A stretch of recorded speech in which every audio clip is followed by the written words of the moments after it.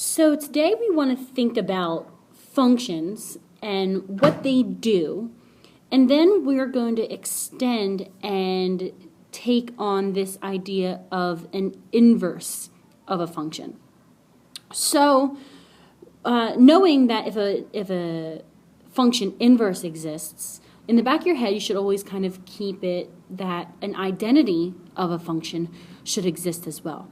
So there's going to be some value or some quantity, something that I can multiply a function by and it stay the same, and then conversely, something that I can multiply or compose a function with and obtain an identity. So let's start with a pretty basic function, and it's going to be f of x is equal to a quantity that's doubled and then having 3 negatives added to it. So there are a set of things that I can input into the function, and that's what I'm going to call my domain. Any real number that goes into a function as an input and produces an output would be an element of the domain. So let's take f of 2. I'm going to input 2 for the quantity and output a 1. So after applying the function, the input 2 outputs an 1. The function f of x is creating a connection from 2 to go to 1.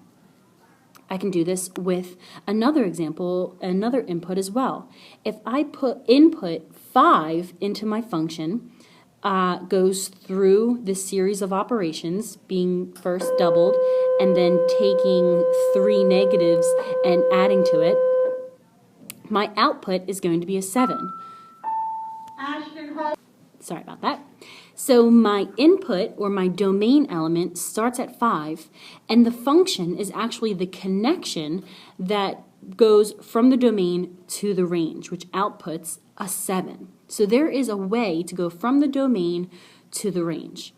And I can input a 1 into my function just to show that my function is not commutative. If I input a 1, which was an output from before, it goes through the operations, first being multiplied by 2, then adding 3 negatives to it, and it becomes a negative 1. Again, the function shows that there's a connection going from 1 to negative 1. The question is there another function that could show this connection but going the other way, going back, taking us from 1 and going to 2, taking us from negative 1 and going to my original element of 1, or going from 7 and back to 5. So if my domain is the set of all of my x's, or my inputs, and my range is the set of all of my y's, or my outputs, the connection is my function that is defined by f of x. My f function that x is inputted and is acting on is equal to 2 times that quantity plus 3 more negatives. So if f of x is my output, then I can actually write it as y. And y is equal to 2 times x plus a negative 3. So this is our function. You give me an x, I'll give you a y. But we want to know the connection going the other way around. We want to go from y to get an x. So in order to do this, we need to solve our equation to get x. We need to get our equation in terms of y. So, using the order of operations in the reverse order, we can first create our 0 pairs, rewrite it out, and then create our 1 pairs by multiplying by the reciprocal. I'm going to simplify and distribute in the same breath and see that I have 1/2 of x added to 3/2 is equal to my x quantity. What we produced is a function of y that gives us an x, a function of my range that gives me an element in my domain. So the way that it's written is fine, but I want to rearrange it. It's just renaming it. Instead of it being a function of y, I'm going to rewrite it as a function of x now, just to keep our language consistent. And I'm going to go back in and change my y just back to the function of x. The function takes us from the domain to the range. The inverse function takes us from that point in the range back to the original value in the domain. The original range now becomes our new domain. These two equations, these two functions, are inverses of each other. So when we take a step back and we analyze these on the graph, we can see that our blue line and our red line are related. But what is the relationship? It looks like they're reflected about something, and it's more clear now that we can label the yellow line and see that the yellow line is our identity function. It is y equals x. And it actually looks like my blue f of x line and my red inverse of x line are reflected about the identity. That is the identity function. So I can see that looking at that original pathway from my range to my domain, that I can take that first range, I can take that first input, f of the inverse of 1, apply it through that new function, that inverse function, and it actually produces my original domain element.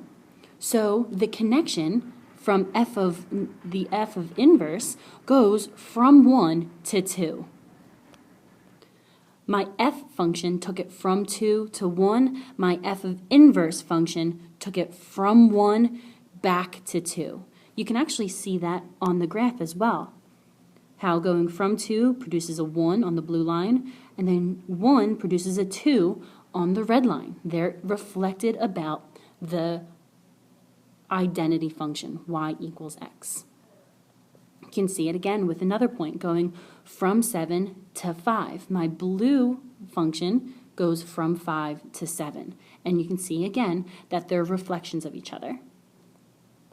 But what we have to do is make sense of what these two functions mean together. Yes, they're inverses of each other. So when you compose them within each other, we know that we use the inverse to obtain the identity. So composing these together and using them within each other, it should produce the identity. So let's test that. I'm going to take my inverse function and I'm going to compose it within my original function. My identity of x is going through my inverse, and that output becomes my input of my original blue function. So I take my quantity and I place it in, and I start to peel away by using the multiplicative and additive identities. I can see that there is distribution and creates a 1 pair. So I'm going to multiply by the 2 in that entire quantity, and there is a 1 pair, leaves me with x plus 3 plus a negative 3, and that there is another pair, but this time it's a 0 pair. Adding 3 and then taking 3 away creates a 0, which is the do nothing, which leaves me with x. So if I compose my inverse function within my original f of x function, it leaves me with x, the identity function, that yellow line we saw previously. But we need to test it on the other side as well. I need to figure out, is it true if I compose my f of x function inside of my inverse function? I take my original function, I input it as my input in my quantity. Again, I use the distribution and see that there are 1 pairs being created, leaves me with x plus a negative 3/2 added to 3/2. There's a 0 pair created, which leaves me with 0 in the do nothing element, and results with an x. So it's true. If I use my function, compose it within any inverse, it's going to leave me with the identity. So it's true. An inverse composed within a function creates the identity function.